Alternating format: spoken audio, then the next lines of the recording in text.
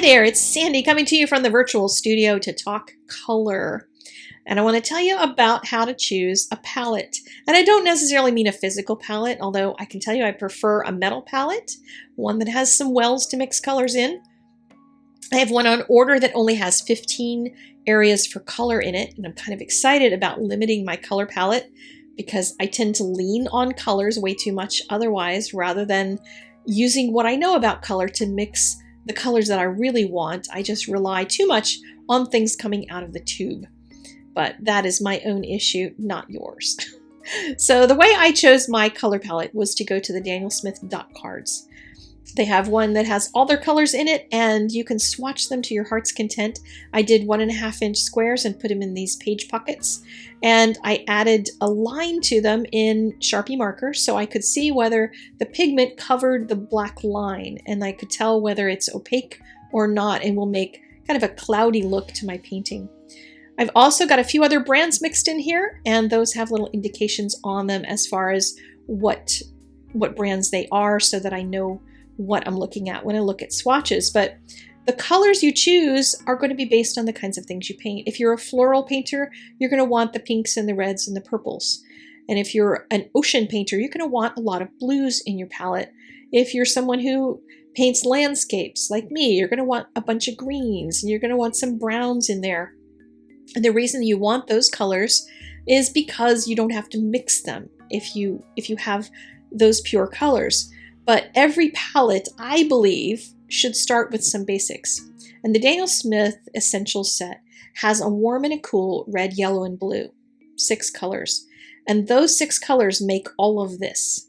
You can mix your cool red and your warm blue and your cool red and your cool blue and get different purples when you mix those different pairs of colors. And so on throughout all of the combinations, plus every step in between. There are so many options. When you have these colors in your palette, you can make anything. You actually don't need a giant palette with a ton of colors in it. So why do we have palettes that are bigger and have lots of colors in them? Why do I have this set of 24 colors?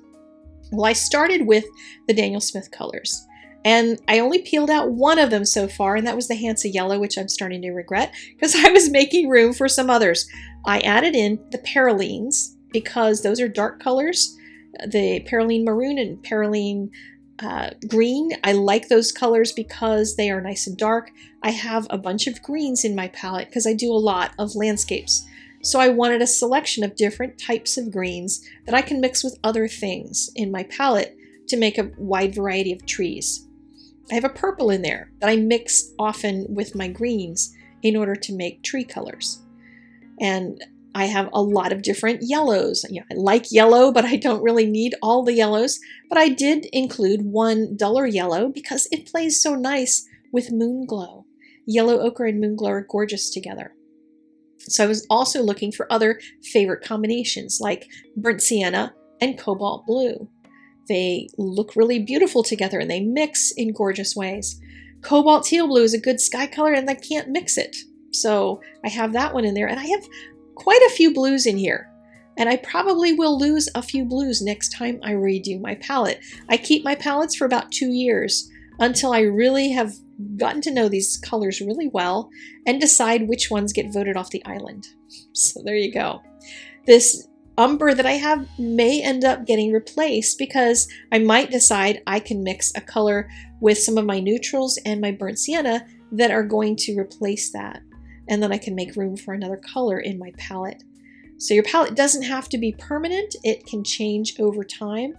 But I always recommend that it start out with some basics. You don't have to use these basics. You can choose any of the cool yellows, any of the cool reds, any of the warm blues and warm reds. Just choose some of those because it's going to give you options for blending and mixing colors later on. One other thing that I do is keep a tube of titanium white around. I throw it in my bag when I do plein air because I like to have a little sparkle of white sometimes if I didn't leave white paper. And I don't put it in a pan because it gets dirty really fast. So I just touch my brush to the tip of the tube, and I can always have some fresh white to paint with. Thank you so much for joining me in the virtual studio today.